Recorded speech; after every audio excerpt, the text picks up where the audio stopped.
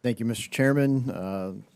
Guests, thank you for coming here and thanks for your testimony. And the past 15 years, I've spent growing small manufacturing companies. I had very little background with politics other than as a news junkie and decided to run for office. So pretty recently here from the small business world, our businesses in Ohio have about 200 employees, and we'll have some firsthand experience from it, but I've enjoyed some roundtable feedback.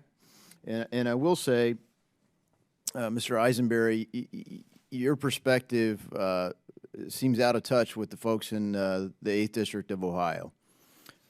We cannot create a bigger middle class simply by decreeing it from Washington any better than it's been decreed from any throne anywhere in the world. It is ignorant of history, economics, and math.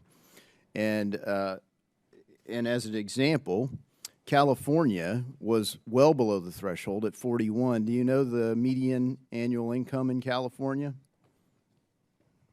Not offhand, no. No, it's $67,000, $67,458 in 2014. That's not That true. was number three. That could be a family income. That's not an individual income. And in the state of Ohio, it's 45,000, which is down at number 35. So the idea that there could be some national edict that is going to set a standard is entirely market distorting. And when your solution, which is in line with the administration's solution, is we'll just confiscate it from the owners, is also ignorant. Commissioner Tipton, thanks for your testimony. Who are the owners of your county that this would be confiscated from?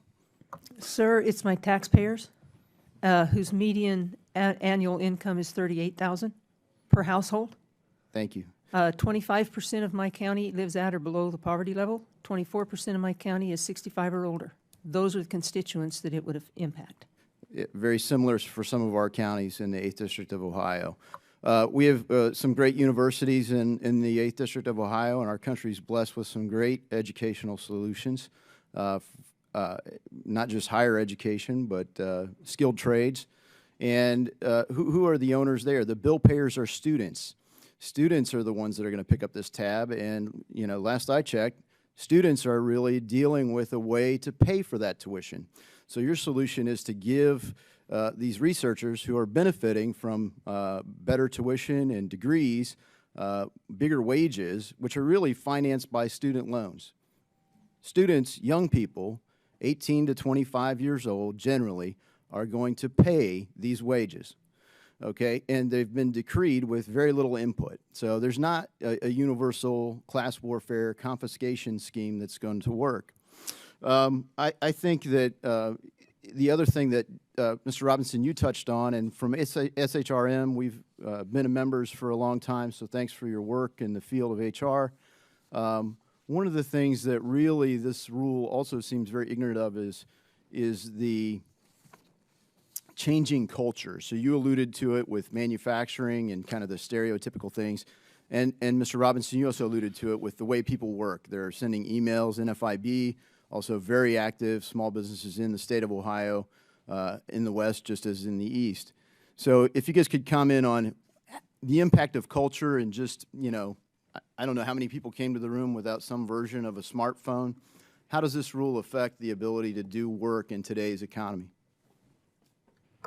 Thank you for the question. One thing I would share is, back to kind of whether this is the beginning or the end, the next thing that will be, or we understand will be happening, the Department of Labor has already published in its regulatory agenda that it will be publishing an RFI, a request for information, seeking feedback from employees and employers about how they are tracking the time that non-exempt employees use electronic devices. So that's on the radar. We add to that population our exempt employees today who will be converted to non-exempt. So in the little small litany of pay practices where we have to be cognizant of how we pay, when we pay, and for what we pay our non-exempt employees, we need to be cognizant of that as well. So there's just a whole lot in the mix, I think. Thank you for that. I just have one other thing. You talk about that, and just where this will lead is, well, just install an app for that. and that'll be yet another encroachment into people's Fourth Amendment privacy rights. So we've all here sworn to support and defend the Constitution, and we continue to see people who've sworn that oath trample it. So thanks for any other feedback you guys can give.